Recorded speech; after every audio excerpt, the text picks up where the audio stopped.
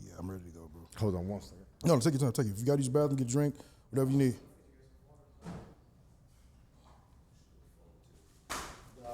Hey, if you want, you can. Mike, is it? Yeah. Whenever you can sit there and chill, whatever. But I know you got to do your. Thank you, man.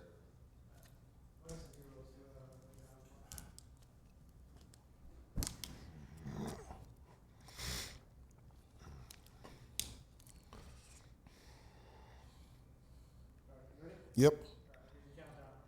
Three, two, one.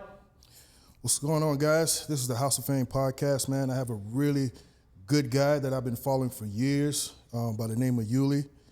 He's in the bare knuckle fights and all that stuff as well. I've been watching him for a long, long time, so it's really been a pleasure, bro, you coming here and taking the time for me to be on my podcast, man. I appreciate the opportunity, man. Thank you. No, I appreciate that. What we do is, like, I want to get a little bit more, your beginning years and stuff like that. How did you get into the whole combat world, like far as the fighting and all that stuff? How did that start? So, I've been fighting since I was a kid. Obviously it started off in the schoolyard. Then I got into training boxing through family. I had family come over from Cuba that were amateur boxers. I started moving around with them. Started, kind of learning some stuff. But I always took the harder road as a kid. Really looking back, it's a dumber road, but I took the harder road, and I was a knucklehead. I was getting in trouble in school. I got in trouble a ton for fighting. Got sent to juvenile detention centers. In that time, I tried to go to the military to get my life together. I got in trouble there as well for fighting. I did some amateur fighting in my early 20s, but again, just fell down the wrong road. I went to prison as a young man. Obviously, a ton of fighting in prison.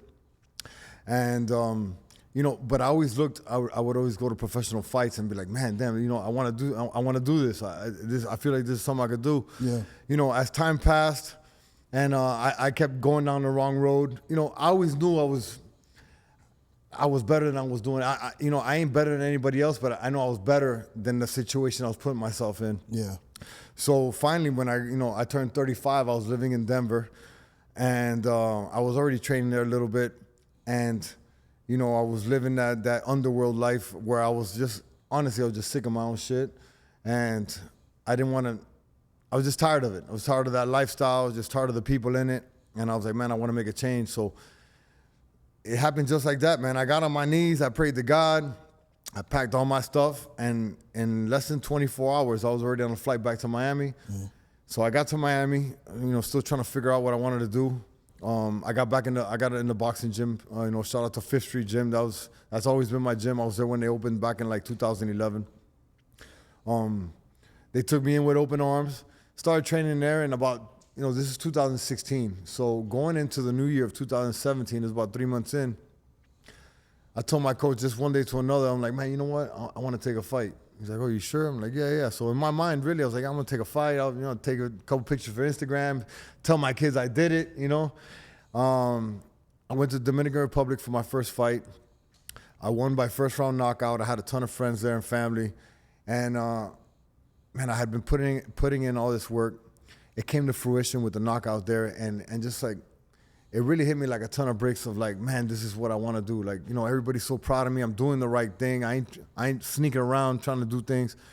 I think this is what I want to do. And the gym made me accountable in the sense that whenever I'd miss a day, those guys knew where I came from. So they were like, man, what's up? You all right? Everything okay? What you got going on? Yeah.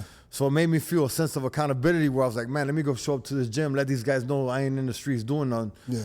So I stayed consistent. First time in my life, I actually stayed consistent doing the right thing. I learned what hard work was because, no matter what you do, as long as you're consistent, you're working, it's hard work. It gets to a point where you start, you're doing what you love. Absolutely. So it doesn't become work anymore. Absolutely. And over time, that's what happened. I stayed consistent. I was working hard. I had a lot of people behind me. And, I'm not going to say from one day to the other, I changed my life. It took a little bit, maybe about a year and a half later, where I totally just dropped everything and everybody that was from from my past, and I just kept moving forward, man, and it worked out for me. Thank God. I see it did. I see it did, and I see a lot of things that happened really great for you within these years. Me watching, I know in South Florida, because I'm originally from central part of Florida. That's closer to like the Orlando area. Right. I noticed, I've been down in South Florida for like 20 years now. I noticed that the backyard fights and just fighting in general, like whether it's MMA, boxing and all that stuff is very, very, very popular down here. Were you into any of that stuff? Is like the backyard fights as well? Because I know you posted something earlier in regards to being with, was it not the Octagon? It was like a triangle. Yeah, the Trigon. That's Yeah, that's Trigon. what I'm working with now with BYB. It's a bare knuckle promotion. Yes. Their ring is a triangle. So I got out of prison in 2006, and that's when that whole internet fighting backyard movement was taking off. That's with like George Masvidal, with Kimbo. Then it slowly started picking up with Dada started doing it at his house. And I had a few fights. I had like 2 fights in the backyard. None of them that were like on the internet and stuff. These were things, because they were going on a constant basis. You know, a lot of them were filmed, a lot of them were not. So I got my opportunity to get in there. But, you know, over time, I wanted to do something more with it, because you know, you're doing it in the backyard, you ain't really making no money, you ain't doing nothing, you know. And at the time, you know, you didn't know the internet wasn't what it is now either. You know what I mean? It wasn't really viral. So like that. I had no idea what it was gonna turn into. But as for, like I said, fighting has always been in me. So I was a kid, I always loved it. I always, you know, I always admired it, and you know, again, I got blessed with the opportunity to be able to make it my career. You know, I started late in life, but it's a perfect example of it's never too late, you know? So It definitely isn't. It definitely isn't, bro. You know what I'm saying? Like, look, I'm just now sprouting and finding my niche, and I've already hit 40. You know what I'm saying? And I'm like, damn, bro, I finally figured it out how everything works. Back to like the backyard fights and stuff I was talking about. The crazy thing is, I don't know if you know, but I used to be in law enforcement. Okay. And when I was in law enforcement, we was in the police academy. That's when that whole backyard thing went viral. And they used to use an example, which is kind of crazy. That's how I found out about the backyard. They used Kimbo's fights is an example. What would you do if this situation happened and all that stuff like that? So that's how I started getting knowing how that stuff worked. right. One thing I do like about you that I've always watched, that you are a family man. You know what I'm saying? I see you really, really close to your son. That's how I am with mine. I take my son wherever I go, whether, you know, football games, whatever I'm doing. You know what I'm saying? When I go to the gym, he's with me. He just learned everything that I do. Does that affect, because, you know, we all have wins and losses. Right. When this time comes to where you may take a loss, does that affect the family or anything like that? Because I noticed that your kids, your son and your wife as well, your wife, they're there. You know what I'm saying? How does that affect? My son is my right hand man. I take him with me everywhere as well. Only reason he didn't come now is he was in the shower when I was leaving. But I do everything, and I think about them at every moment throughout the day. They've been a huge support system, huge motivation and inspiration through all of it. And I've taken losses in my career, and it affects them. You know, my son, it affects him hard sometimes. You know, he hates to watch his dad lose. You know, because at the end of the day, you're Superman in your son's eyes. Exactly, You know what I mean? exactly. As am I. So they don't want to watch you lose. They think you can't lose. You know, and you know the fight game is. You never know, you know. You could be prepared that day. This guy's maybe a little more than you are, you know, and he wins the fight. But I'm not gonna say it not that at the moment, it affects them, but no. After, you know, I clean up, get stitched up, we go home. It's on a minute. I'm fine. Everything's good. You know, Dad's still here, and you know, in life there's wins and losses. I like to say there's lessons. You know, you learn something with every win and with every loss. So I make sure to teach them that, and, you know, carry that. Like, you can't win them all, you know. You make sure leading up to that point, you're as prepared as possible. Hopefully you win. If you don't, learn off it and use it for the next time. Absolutely. I think that actually really brings like really strong structure within your kids too as well, because I noticed that where I made a mistake with my son at first, the fact that you know, your son has watched you have wins and losses, it builds like a strong mindset that, you know what I'm saying, too, like you said, that if you do train yourself, if you train yourself to your most top peak level, that you will win and stuff like that. Or if you may lack or something, you may take the loss, you know what I'm saying? I think where I made a mistake on my son is as far as football, because I used to play football. I used to always put my son to make sure he was on the winning team. Right. You know what I'm saying? And then he was so used to being on these winning teams to the one point I was like, no, son, I want to put you on, I don't want to just handpick you and just drop you on like championship teams. Right. I want you to put you on a regular team. Right. Neighborhood kids, nothing that they put a team together like Put they some used to work do. in. Yeah.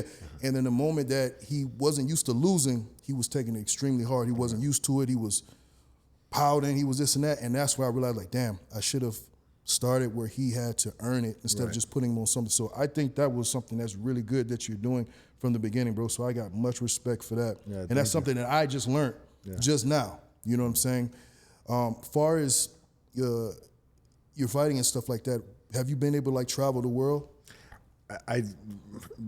Is it getting Fighting, to that point? No. So fighting has saved my life. I've been at that point. I fought in Italy. I fought in Mexico. Fought Dominican Republic.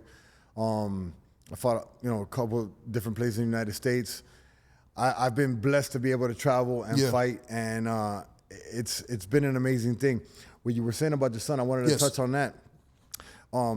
When it comes to, and I love sports. I love football, basketball. That when you're playing in team sports, you're kind of leaning on some players in your team. Especially if you put them in a good team, you're kind of leaning on these good players.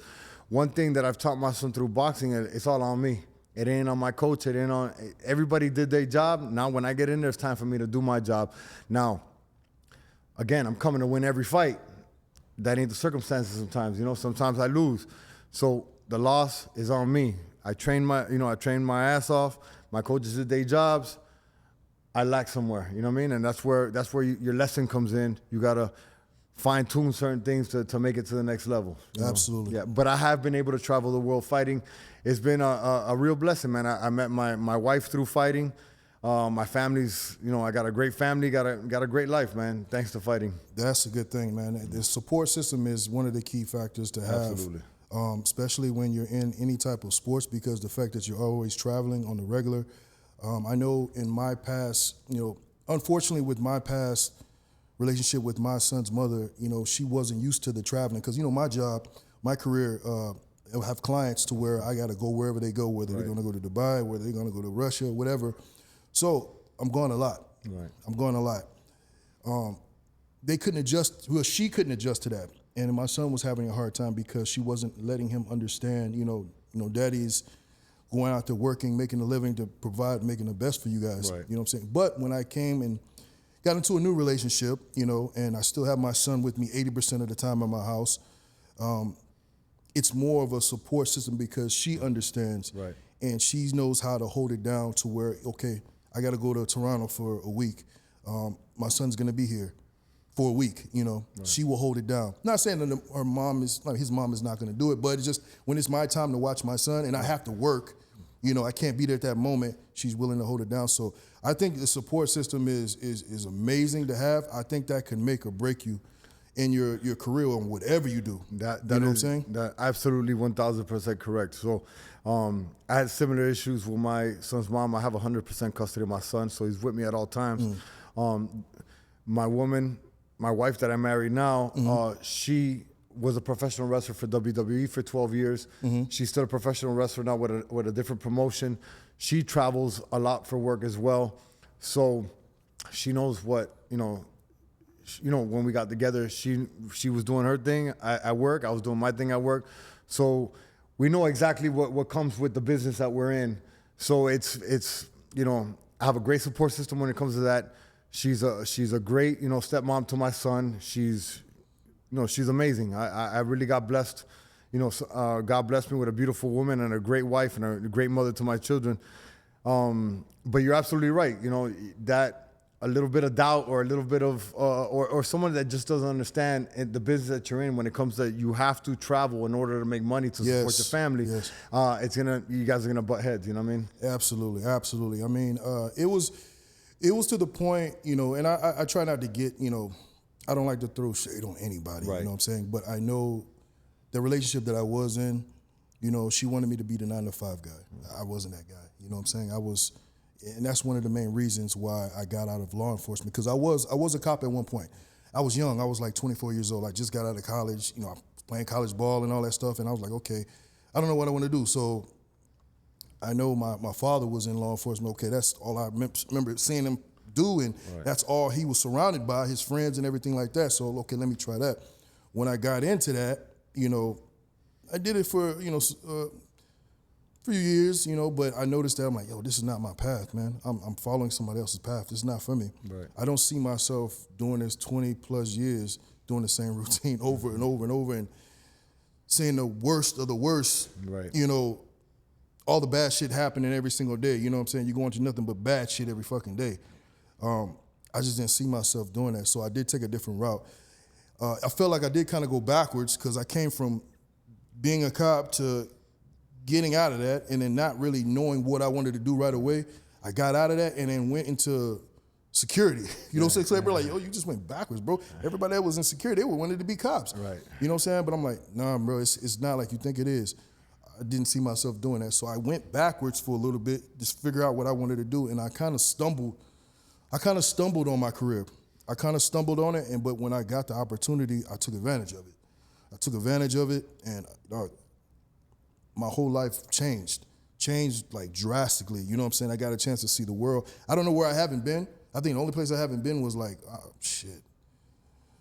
Crazy as it sounds, I think it was Africa. It's the only place I haven't been. I was supposed to go there, but COVID hit right when I was supposed to go there. Shit, yeah. So, but I've hit all the continents. I've got to see different people. It's just been a huge experience for me. Now, the thing that I'm trying to work on, and I was going to ask you too as well, is when we're in these careers, I don't know how your career is set up far as like, because you're in the bare knuckle, right? I don't know how the end game is as far as like the retirements and all that stuff, how that shit is set up, because I know within my career, there's no retirement plan, so you have to have some type of end game. Okay, what is my way out? Because after a while, you're not going to be able to. I know me in my career, once I start getting grades, and you know, eventually I'm going to get too old. They're going to want the 20-year-old guys. They're going to put me on the shelf. Right. You know, and I've seen guys that's in the game, that's still in the game. They're 50-something years old. They look miserable, but they just feel stuck. You know what I'm saying? And they're just taking what they can get. They was at a point where they were making all this money because they were the top guys to be chosen and stuff, but they've been in it so long that, you know, they kind of got wore out. Their faces is just wore out now. Right. Now they want a fresh face. Right. You know what I'm saying? So where do you see like your end game for us? That's a great question. I want to go back to what you were saying. So you went, you know, you were in a place where you had a steady paycheck. Yep. You were straight, and then you stepped away from that and tried to figure it out on your own. So I was in I'm gonna say a similar situation where I have a steady paycheck, but I had money coming in, and then from one day to another, I said, that's it, I'm done with this. So I don't want to say I took a step backwards, but I just cut myself off from everything for a minute where I was like, man, do I need to get back into this? Because I don't know how I'm going to make money. Yeah. Thank God everything worked itself out. Now, back to the end game, that's a great question. Yes, we're the same way. You know what I mean? You get older as a fighter, they shelf you or they use you. So for these new cats coming up to get their record up on a big name. I started the game late. I came from, you know, I've always been I like to consider myself a very streetwise individual. So when I came into boxing is, in a sense, street. You know what I mean? You're dealing with shiesty promoters, you're dealing with shiesty people. So I came in already kind of a step ahead, knowing how to deal with these people. I got myself in a good position, fought my ass off for years, and then I signed with this last promotion called BYB. So I fought for them 3 times in 2024. They are hands down the best promotion I've ever worked for behind the scenes. The owners, the founders, the CEO, everybody is amazing. They're hands-on. They're a phone call away. You ain't talking to secretaries or, you know, assistants or nothing. When you want your point across, you get to talk to them. So I got to sit down with them last year, right before my last fight. August 10th was my retirement fight. And I say retirement with quotations because I've always said if they offer me good money for another fight, I'm coming back. And I'm still training. I never give that up. But I sat down with him last year and I said, look, you know, I'm 43 right now. I'll be 44 now in March. So we're close. We were like right there next to each other. Exactly. We're in the same era. So I go, you know, I don't want to be the stepping stone for anybody. And I also want to leave the game with my mind intact. You know, going to all these gyms, I see a ton of coaches and ex-fighters and everything. they're slurring their speech. You get CTE. You know, Yeah, a lot yeah. of damage comes with the business. So I wanted to, you know, start making my way out before any of that happens to me. So I sat down with them and I told them, look, you know, I'm a personality, man. I ran a podcast with my guy Mike right here behind the scenes that nobody can see. We ran a podcast for 2 years on a steady, continuous basis, consistent. I've done a ton of podcasts myself. I feel like I have the all-around entertainment package, you know. Yeah. And as a fighter, being in a fight promotion, who else, you know, they feel comfortable talking to me about things, Yeah. and I know what to ask because I've been in their shoes. Yeah. So I asked them if they had maybe a position for me after my last fight for me to, you know, do some content, do some, you know, help out something with the fighters, and they said absolutely. You know, we love working with you. I've brought a lot to the business myself, so they brought me on board, and now I work for BYB. As you know, they built a show around me called Making a Monster. We've filmed like 2 episodes. I have them on my Instagram, and we're slowly building more content. I do commentary on the side, so that's where my exit plan was to stay in the fight game, working for a good promotion, and I got blessed to work with the best promotion I've ever dealt with. So you pretty much built a really big brand for yourself. Yeah. So basically, you're saying they're making you like a motivational speaker. Because when you posted, I don't know if that's what it was, but when you posted the last content when you was in Albuquerque, right? Yeah. You was dressed up in like a tux, like Yes, sir. it seemed like you was like doing like a speech or something like that. So Right. basically, you built yourself up a brand to where you can become like like the voice of that. Exactly. That's exactly what it is. So I noticed, you know, early in my career as I was fighting that the actual fight game is less about fighting and more about your personality. Yeah. Can you sell a promoter wants to know you could be 50-0, but if you can't sell a ticket, they don't care about you on their card. You know what I mean? They want a dude that you know, he's a decent record. He's a decent fighter, but he can put asses in seats. 'Cause that's what's gonna make them money. So I was able to put asses in seats. Again, I was able to do interviews, and I was you know, I don't want to say well spoken, but I could speak. Very well spoken. And thank you. And you know, I was more than a yes no guy. So they saw, oh man, you got different avenues we could open up. And I saw that it was more of, you know, in the fight game, it's more how to handle your business than it is about fighting. So I handled my business very well, thank God, and it got me, you know, and I've always been like that. Never burned any bridges, always kept my face clean. Even when I was doing the worst of the worst, I always kept my face clean.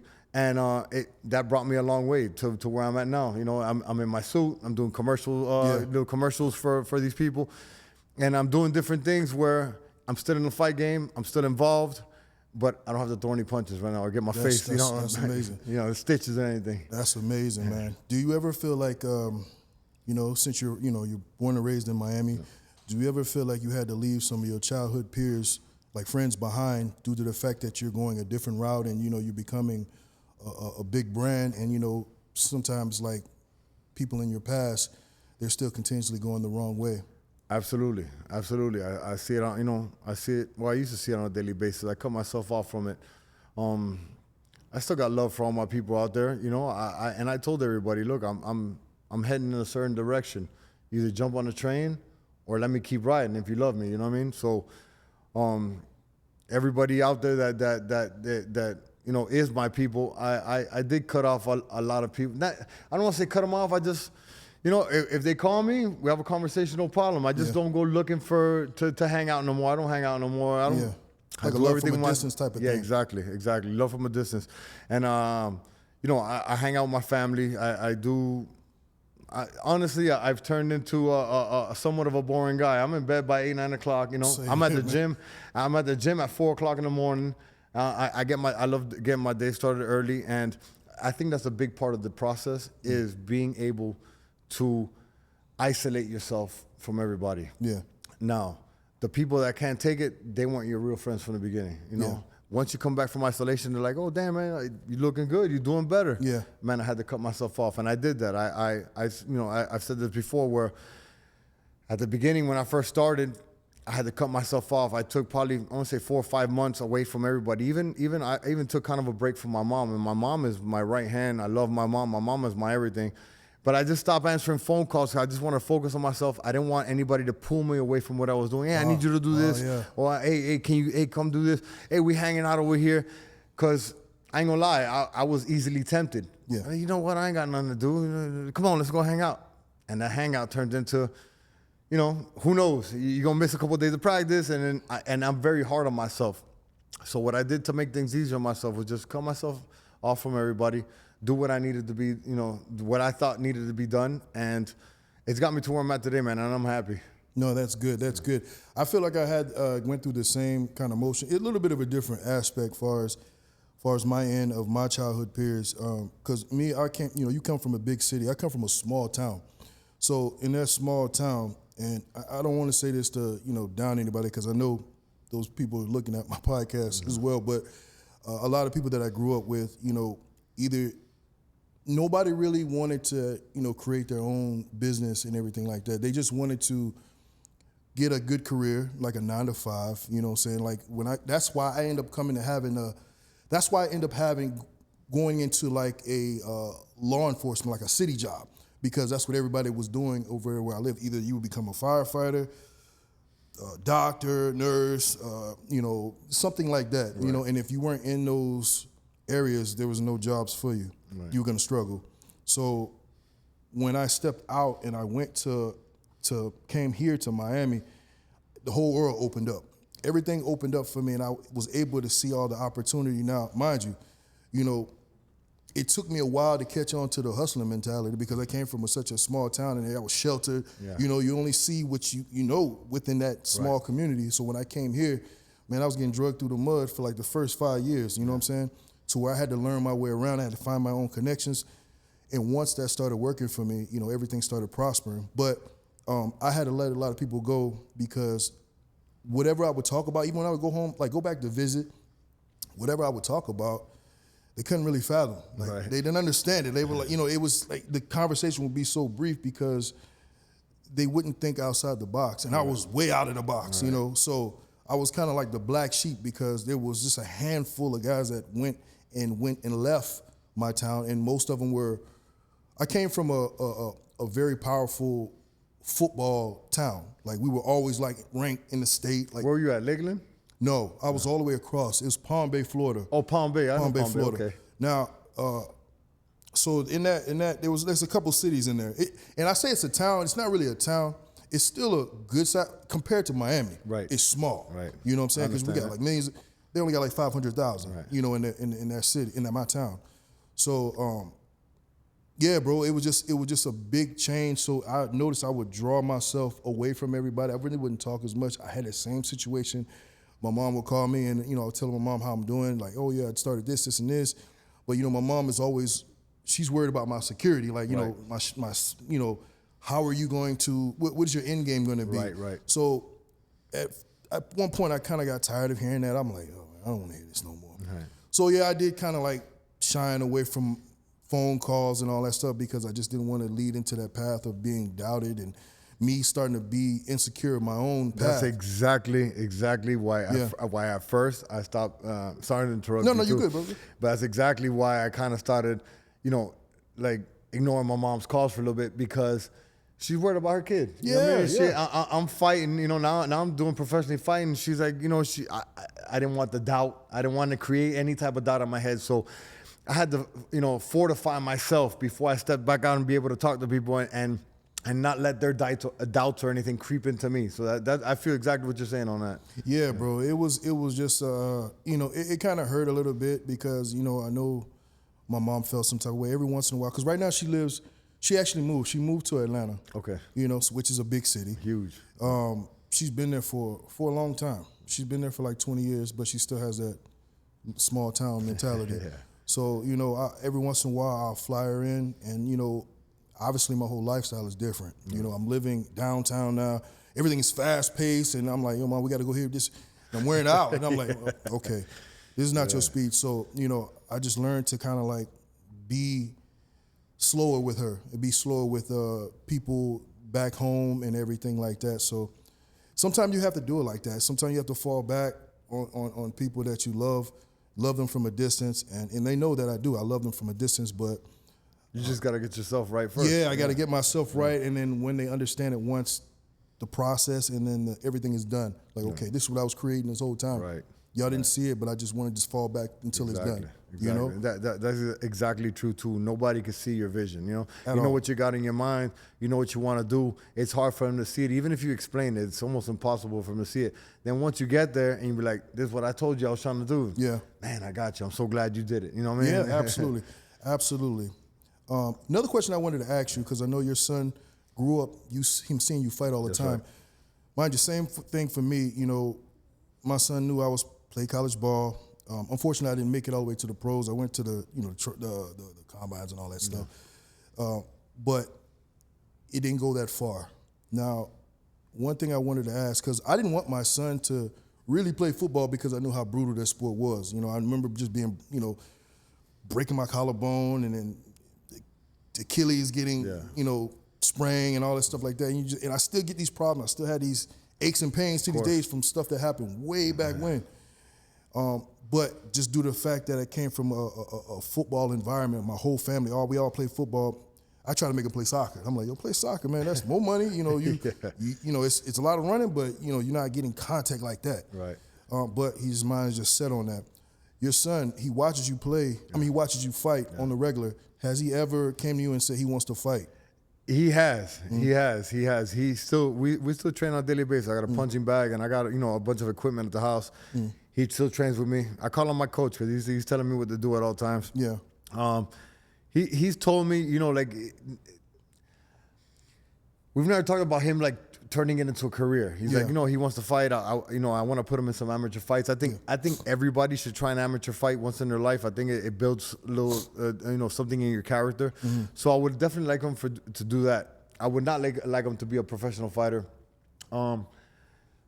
Just because I know how the business is, and it's not only is it taxing on your body and, on your brain, but the business side of it is rough, I think he has potential to be a lawyer, a doctor, something great in life where he can help people out. I don't know if, I'm pretty sure you do, because I've posted it everywhere. My son just beat cancer. We spent the whole year, last year, 2020. Yes. Actually, we're in 2025. So 2023, the whole year, we're in the hospital. In March of 2023, we found a tumor in his femur bone. Yeah. And everything just happens fast. It was chemotherapy and surgeries and all types of things, for the year. Thank God he's he's doing great. He's doing great. He's walking, he's running, he's playing football, he's playing basketball. So he actually fought a harder fight than I've ever fought my whole life. You know what I mean? Bro. And none of these fights got anything compared to what this little dude, when he turned 10 years old, had to go through. So, just with that, I try to motivate him with that. Like, look, man, you are, you're tougher than, 99.9% of the people out here. You know what I mean? Like what you just been through is, and we've seen a lot of the kids that were in the hospital with him not make it. A lot of little kids. So, God bless them and their families. He's here for a reason. He made it through. So I always try to empower my son that, you got the power to be anything, and yeah, you want to take an amateur fight? You want to fight? That's cool. I want to learn how to fight. I want to learn how to protect yourself, because I feel like the more you know how to protect yourself, the less chance of a bully you're going to be, or you're going to be able to stand up to bullies if somebody around you is getting bullied. You know how to defend yourself. You know how to, calm situations. But to turn professional, if he, he's 11 now. So if he when he turns 16, 17, 18, he's pursuing this. Yeah. If he's pursuing this and I see he's really into it, then you know what? I'm not even gonna tell him no. I'm gonna get right behind him, do what he wants to do, and let's push him in the right direction, help him with business. But if it was up to me, I would like him to be, some like a doctor, a lawyer, some great like that, something that people go to school for and has longevity and it has a retirement plan. Absolutely. That had to have been a very emotional battle for you and your family. Did that make you stronger, like mentally, far as like when he finally, he recovered from, the cancer and everything like that? Did that make you stronger mentally? Man, absolutely. And him as well. Absolutely. You can't even tell him nothing now. He's Superman now. You know what I mean? He's the man. It definitely made me mentally stronger. It brought our family unit together so tight. you know, he did a lot of great things for us without even knowing. You know what I mean? He like, bringing us together, making us strong. You know, because there was times when we've been in the hospital, and I ain't gonna lie, I've cried like a baby. I might cry just talking about this now. That's fine. But you know, I'd step out of the room, not, you know, I had to make sure anybody in the room, hey, anybody start kind of, no, get that out of here. We go outside in the hallway and cry. That's it. You know, we need happiness in here. Nothing but good attitude, nothing but positivity and optimism in here. And that's what I try to feed my son every day, man. Just, you know, be optimistic about everything. Push forward. You know, you want something, go get it. And I got your back 100%, whatever it may be. You want to try football, you want to try baseball, you want to try basketball, you want to try fighting, whatever it is, man, I got your back. I'll pay for it. Let's just make it happen. You know what I mean? And, but it definitely, 100%, you know, it does make you mentally stronger.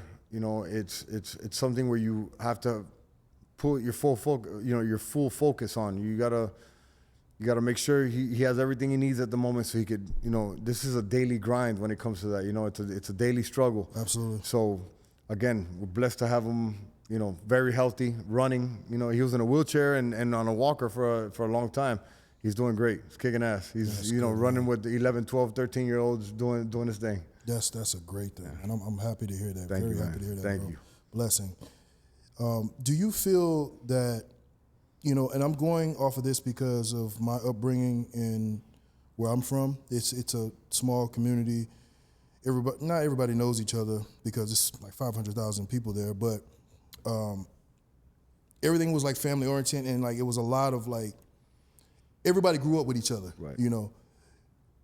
Do you think from when I moved here, I noticed that everybody that grew up in the city of Miami, you know what I'm saying, they had it rough. Like they was exposed to a lot. Because I remember in the 80s, you know, I still have a lot of relatives down here. So I remember that whole era of the 80s was crazy. It was wild. And I remember coming here and just witnessing everything going on. And do you think the upbringing in Miami, you know, as far as being a fighter and it just created, do you think that it's very tough growing up down here, far as family ways, as going like to a smaller town or another Orlando or something like that? I definitely think it's tougher growing up here with a family unit.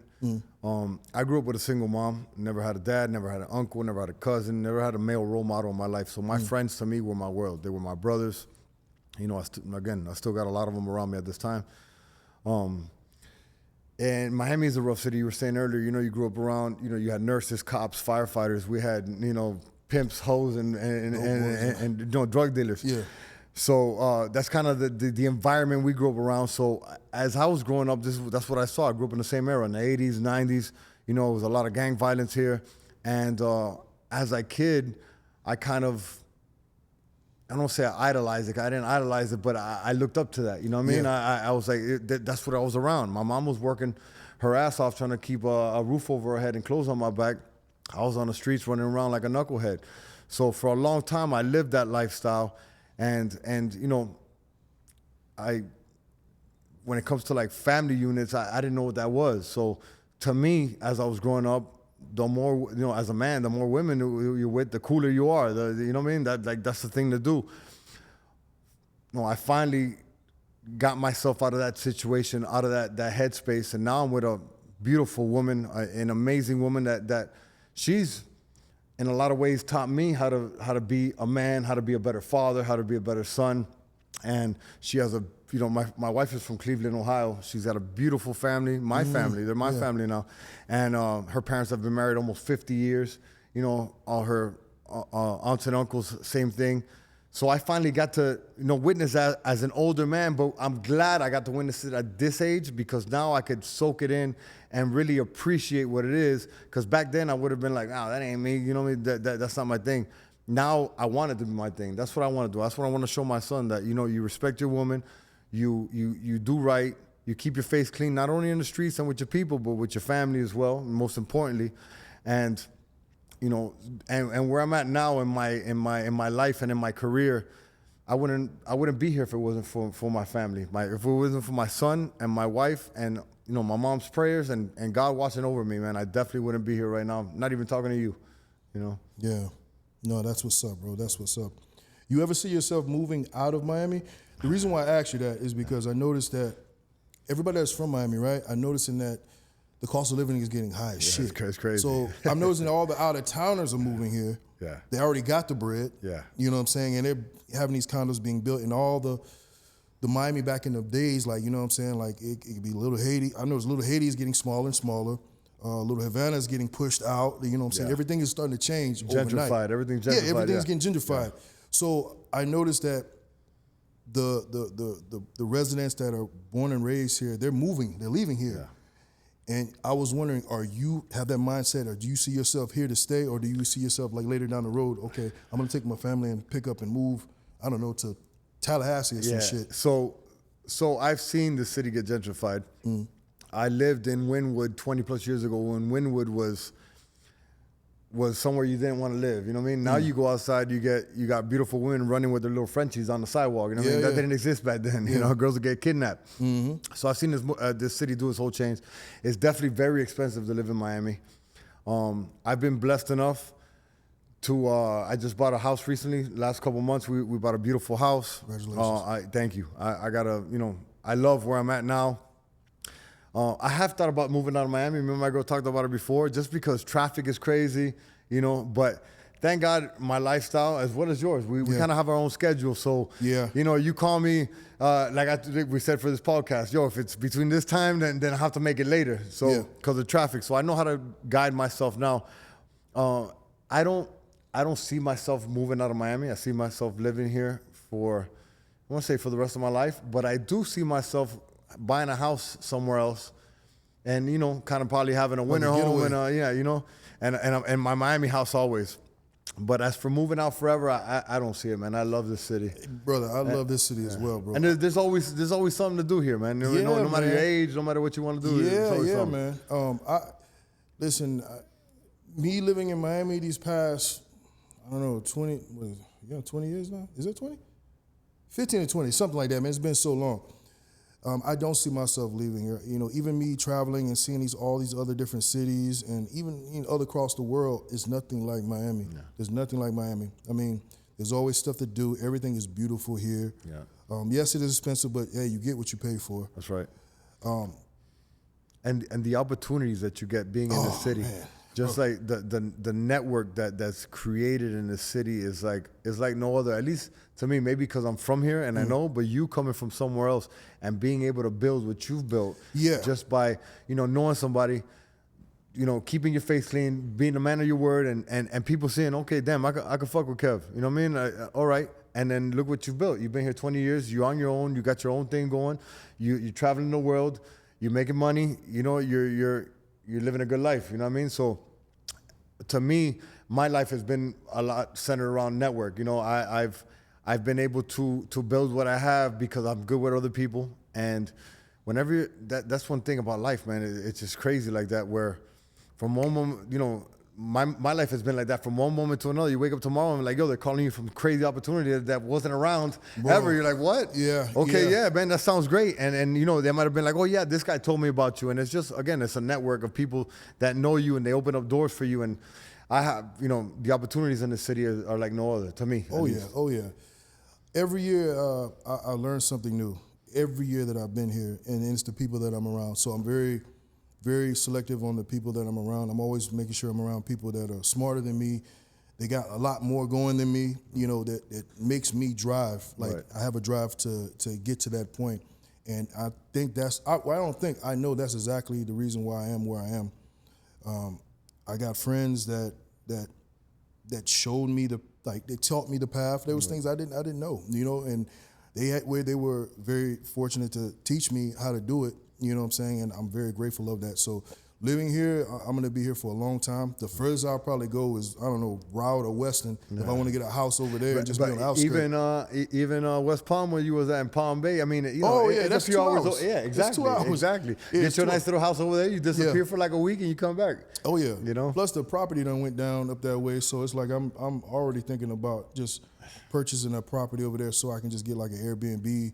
You can't go wrong with you can't go wrong with real estate. Yeah, you definitely can't go wrong. Now, getting property in Miami is crazy right now. You, Yeah, it is. it's on a whole nother level right now. But really is, man. right now, you know, I like where I live. I like the fact that I'm in the mix. Yeah, the traffic is kind of crazy. You know what I'm saying? But you know, I can definitely live with that, man. I can definitely live with that. So where do you see yourself doing? Far as like, what are your next things that you got going for you, like right now? So the next thing that I got going is, like I said, I'm working for the bare knuckle promotion for BYB. You know, they got like 16 fights this year. So, you know, we got fights in England, Dubai. I'll be in Denver next month. As for myself, you know I retired in August, but they've been throwing some offers on my table. yeah. So I don't have anything solid right now that I can tell the people, but I think this year I'll be back in the ring. You know, I don't know if it's bare knuckle, boxing, I don't know what it is. I got a couple offers coming my way, so we'll see what the best one is, and we're going to run from there. Okay. Okay, so I wanted to tell you something, because the bare knuckle is I'm still getting to know the fighters. You know, you was one of the main guys I just kept up with because I've seen you around. I've heard your name all through the years and stuff like that. This is one Cuban fighter, bro. He's raw as hell. He used to be a fighter in Cuba, I heard. I can't remember his name, but damn, bro. I can't remember his name. Dark skin. They say he's like the Mike Tyson of. Oh, that's my boy Gus Trujillo. I was just with him this Oh, yeah, weekend. okay, that's him. Yeah. Yeah, the Cuban assassin. There you go. There you go. That's my guy, man. I was just with him this weekend. He is, I think he's like 7-0, all 7 First round knockouts. He's a beast, man. He's Bro, a beast. like- He's a beast. Scary dude, calm. He's you know, he was in the Olympic team in Cuba, I think, for judo and wrestling. So he comes from a combat background. Now, you know, he picked up boxing, I want to say maybe a little over 10 years ago. And he's just run with it. You know what I mean? He's vicious. you know, he's in BYB now. He was in BKFC before. I was in that promotion as well. He beat the biggest names over there. Came over here, became champion 3 fights. They just defended his belt against some guy. They brought some guy from London over here, killed him in one round. So he's doing amazing, man. Bare knuckle is really the fastest growing sport. Yeah, it is. The company I'm in is they're doing amazing. They're picking up a lot of steam this year. So I'm just looking forward to you know, being with them and seeing what the life brings next. What's your affiliation with you know, Dada 5000? Shout out to Dada 5000, by the way. Every once in a while we call and chop it up every now and then. What's you connected to him? Yeah, any type of Dada's ways? my guy, man. I know Dada for many years, from when he was running the backyard thing. You know, when I first started fighting bare knuckle, two of the founders of BYB are great friends of mine from years before they even thought about doing this, just coincidentally. So when they started this, they asked me to come on, but this other promotion was paying me better. So they're like, you know, they're such good friends. They're like, you know what? Make that money. We'll circle back. So I did that. We circled back. They gave me a great deal late 2023. So I started off the year. My first fight was January for them. And again, look where I'm at now. You know, I fought for him 3 times. I got a chance. I had a fight for a title eliminator last year. I fought for the world title in bare knuckle twice. I lost. And then I fought a title eliminator. I lost that one as well. But I've had my chance to get to the top. You know what I mean? Especially at my age, I got no regrets. I look back and of course I wish I would have won the fight, but I didn't. I fought some good names. And I've got my opportunity.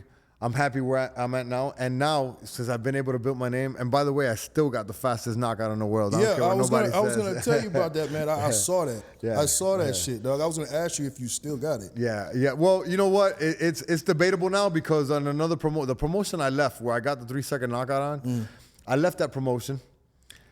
And you know, me and the CEO over there, we ain't really see eye to eye. Nobody really does with him. You know, not trying to throw him under the bus, but people know what it is. And then all of a sudden now, you know, somebody got a 2.9. Mine was 3 seconds. It was really faster than that. Somebody got a 2.9. He beat me by like a millisecond. But if you watch these fights side by side, I got him beat. You know what I mean? So I still got the fastest knockout in the world. But that gave me a lot of notoriety. Pushed my name all around the world. I got interviews, and you know, I got to ride that wave for a little bit. It gave me a lot of good opportunities in fighting for bigger checks. So that's where I'm at now, man. I'm a brand. I got my brand from fighting. So now I still got my doors open to good opportunities for fighting. No, that's what's up, brother. That's what's up, brother. Yo, Yuli, this has been a pleasure, bro. Thank you, brother. I appreciate the Bro, opportunity, this man. was amazing. I appreciate you taking the time. I was kind of shocked when you said you would do it. I'm like, damn, I'm gonna ask him if he's gonna do it. I wonder if he's just gonna do it. Nah, you know what? And he did. I I- was like, oh shit, he said he gonna. Yeah, I want to tell the people a story. Yeah. So, me and Kev, you know, I remember seeing you in Tampa for that Super Bowl for the celebrity Yeah, game. We yeah. was over there. But we never really chopped it up and Yeah. never really knew each other. Then I saw my brother, shout out to Mac Method, that's my brother. Yes, Mac is my guy. Yeah, Mac is my guy too. So proud of him, man. I've seen him, develop into what he is now, and he's a hard worker, and I love everything he does. But I saw Mac, was on your podcast.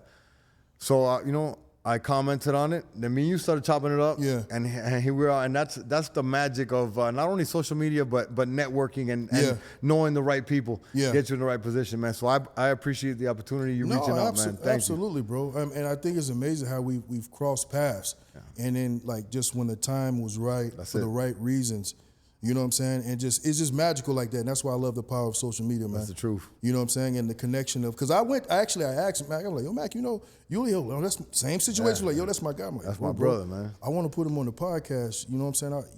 I was thinking about having him on here as well. Yeah. I mean, all of us. Oh, we should do it. We should do it. Yeah, us three. Definitely do it. The next one would be us three. That's The next my brother, one we'll man. do, yeah, that's what I was thinking of us doing. But I did definitely wanted to do a one-on-one with you, just so all the eyes would be on you for this is one, and then the next one, when we come up with another one, when you have time and stuff like that, we can do all three of us. And we do would it love more of that. like a fitness thing, as far as like the I would training love and that. everything. I would as love well. that. I mean, I don't know if you can move this, but we could even do it at his gym or something like that. You know what I mean? We'll knock some out. Yo, Chris, you able to? We travel- I know do we we trying to travel? get you to walk around, man. I know we're doing a lot inside, but we're trying to get you outside now. Yeah, man. Okay.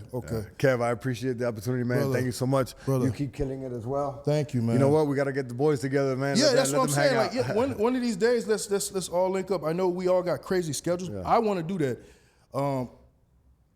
Mac, I know Mac. Me and Mac got the same client as far as like who he trains and Right. stuff like that. So that's how me and Mac keep running into each other on a regular daily basis, because he has a person that he trains that's actually my client that I go to the facility when he's training them, and I leave with them. Perfect. stuff. So you might be seeing me soon because I think that person's offering me something. They might have a little promotion coming up. Yeah. So something like that. We might be seeing each other again soon. Yeah, I don't want to speak too much on it and stuff like that. I know exactly what you're talking about. Yeah, he got some shit brewing. Yeah. We can talk more behind. Yeah. Matter of behind the fact, scenes we'll on let that it part. happen and we'll come back, circle back, and let Yep, everybody know that's what exactly happened. that's exactly what we're gonna do. That's exactly what we're gonna do, bro.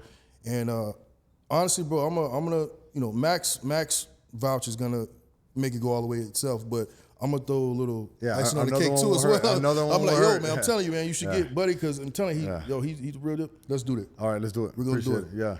Yeah. Brother. Kev, thank you, brother. No, I Thank appreciate Thank you. Hey, man, thank you guys. House of Fame podcast, man. Yuli, been a great guy, man. All right. Appreciate y'all, man. Love.